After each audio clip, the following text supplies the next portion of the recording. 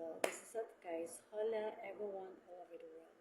So, gusto ko lang mag-share ng about sa this coming Holy Week. Sa, ang tawag is Holy Week sa Catholic. Pero sa church namin, ang tawag is Atonement of Jesus Christ. Tapos pag sa Spanish naman, Siete Palabras. So, minsan yung iba, hindi nila alam yung Atonement of Jesus Christ. Yung sabihin yung pagbabayad sala ni Jesus Cristo sa atin dahil sa mga nagawa nating kasalanan. So, diba, ang Holy Week is sineselebrate na lang natin yun sa pag-alala natin, sa pagrespeto, sa pagmamahal natin sa ating Savior and Creator and Redeemer na walang iba kundi si Son of God, which is si Papa Jesus Christ. So, di ba, kapag naisip mo na Holy Week, ano yung una na nasa sa isip mo? Siyempre, kapag naisip mo yun, parang magkakaroon ka ng guilt trip sa sarili mo na, oo nga no, ang dami nating problema sa buhay, pero wala pala yun sa natamanihin ni Jesus Christ dahil kumbaga katiting lang yun, parang ingrown lang yun. Tapos, diba? So, diba, kaya para sa akin, ang pinaka-favorite ko talaga na story sa buhay ko na nandito ako ngayon sa kung saan man ako sa ibabaw ng mundo is ayan, yung The Atonement of Jesus Christ. Lalo na kapag nakikita ko or napapanood ko yung videos na yun, talagang grabe, papaiyak talaga ako as in. Yung bang parang imot na imot ako dun sa part na yun, parang nakakaawa siya, di ba, yung ganun. Tapos, pero kung pinakita talaga ng Panginoon yun sa atin, na kahit anak siya ng Diyos, parang nakaprogram na yun na para makita ng tao yung paano yung pagkakamali natin or ano yung mga ginagawa natin sa mundong ito. So, di ba, kapag naalala natin yan, parang sasabi mo na, ay hindi ako karapat-dapat na maging isang righteous woman or isang devoted na full of Christians. Dahil nga, di ba, kapag ina-compare mo or inelaborate mo yung kung paano si Jesus nag-suffer sa atin, parang ang papasabi mo talaga, OMG.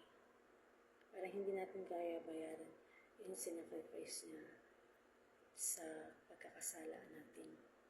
Tapos may mga tao na kung umasta akala mo, sila ang may-ari ng mundo. Parang, naalala ko lang yung nagkaroon ng, di ba last year yun, yung mga high-end na wala silang ungodless stones. Na parang ang hinahabol nila is to be famous all over the world, na parang gusto nila sila ang tingalain na pinakamayaman sa buong mundo, na para sila yung pinakamaganda, feeling nila sila lang yung blessed na blessed sa buong mundo, na parang gusto nila sila lang yung pupurihin mo, na para sila lang yung maging sikat, na para sabihin mo, ay, ang ganda nila, ay, ang gwapo nila, ay, ang yaman-yaman nila, parang gano'n. Na hindi nila alam na lahat ng mayroon tayo ay hiram lang natin yan sa ibabaw ng mundo. Kumbaga, we are born to be naked. Nabuhay tayo na wala tayong saklot, na walang-wala. Kaya matuto tayo na maging humble sa sarili natin. Yung parang, akala mo sino ka, tapos saan ka ba galing? Kung si Jesus nga isinilang sa sabsaban, tapos ikaw na isang tao ka lang nadihang, tapos kung makapag-asta ka, akala mo, ikaw na yung pinakamagaling. Akala mo, ikaw na yung pinakamaganda. Akala mo, ikaw na yung pinakagwapo. At feeling mo, ikaw na ang pinaka-bless na bless na bless sa lahat. Diba? So, may mga tao na ganun kung tumingin. Dahil sila yun, lack of God. Pero ako, hindi ako ganun tumingin. Dahil sabi dun sa 1 Samuel, chapter 16, verse 7, yun talagang favorite ko na lines. Na sabi dun sa Bible, sa King James Version na, ang Diyos hindi tumitingin sa anyo, or sa kataas-taasan, or panlabas na kanyo. Pagkus ay tumitingin siya sa heart, sa puso. At ang Diyos hindi kagaya ng pagtingin ng tao. So, maliwanag yun. So, di ba? Anong ibig sabihin? So, kahit ano man ang narating mo sa buhay mo na ikaw man ang pinaka-highest to the level. Kunyari, si Elon Musk. Siya yung naka-discover ng tapos sa Species of Mars, or si Bill Gates naka-discover ng Microsoft Word. So, di ba? Tapos yung mga naka-discover ng social media, si Mark Zuckerberg, so, sa FB, youths kasi yun eh. So, di ba? So, hindi mo pwede sabihin na ikaw na yung more than above or more than ahead sa Panginoon natin or sa Jesus Christ. Dahil yung talent mo, saan magaling yan? Eh, diba? Sa Papa God. Kaya nga one time, parang dati hangang-hanga talaga ako doon kay Bill Gates. Isa sa pinaka-hinangaan ko dahil pinakamayaman sa buong mundo. So, ganun ako mag-admiration ng tao. Tapos nung nakita ko yung channel niya, na siya pala yung ipakana ng mga source, ibulang. Tapos, siya din yung ng cure kung ano yung dapat. So, akalain mo yun, dahil sa sobrang talino niya, gusto niya na pumunti daw yung tao sa mundo.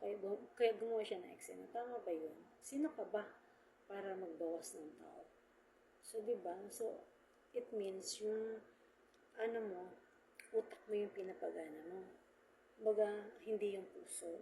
Dahil ang puso, parang nabahiran na siya ng utak. Diba? Kasi ang once na lagi ang utak ang pinagana mo, na walang puso, mahirap yun.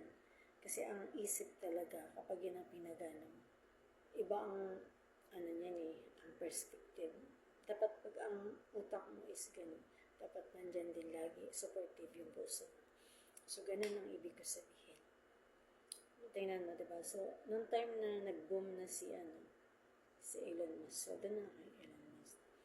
So, diba, okay lang naman na maging mayaman ka. Pero, sana naman, nawala kang inapaka na tao o inaagrabyado. Hindi porket mag-powerful ka, na ikaw ang pinakamayaman sa buong mundo, or naging famous ka na hinahangaan ka, ay kapuri-puri ka na. Or iisipin mo ba na ikaw na ang pinaka-more than ahead sa lahat ng tao? Hindi ganon. Kasi ang tawag dyan is cunning. You're cunning in yourself. Is dahil parang nawawala na yung Diyos sa pagkatao mo, sa buong puso mo. Nilalamon na siya ng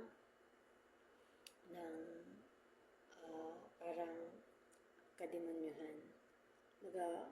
Yung soul mo na sa satanic na. So, di ba? Parang gano'n. Parang, kaya nga sabi din na, dapat, hindi, money is the root of evil. Pero depende sa situation. It depends upon the situation case. Dapat, ikaw ang nagpapaikot sa pera at hindi ikaw ang pinaiikot ng pera.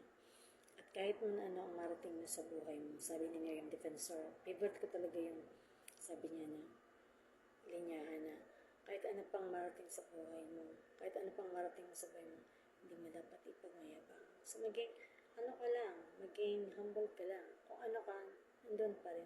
Hindi porket nag-asenso ka lang, yumabang ka na, tapos parang akala mo, ang yaman-yaman mo na, parang akala mo, lahat kaya mo na, parang akala mo, lahat mo na, kaya mo na sabayan, na hindi naman ganun ang, sa mundong labanan. Sa mga taong mayayabang, yun, kasi competitiveness ang tawag doon pumapasok yung mga envious, yung naiinggit ka sa mga kung ano mang meron. Dahil ang tao walang satisfaction at walang discontent.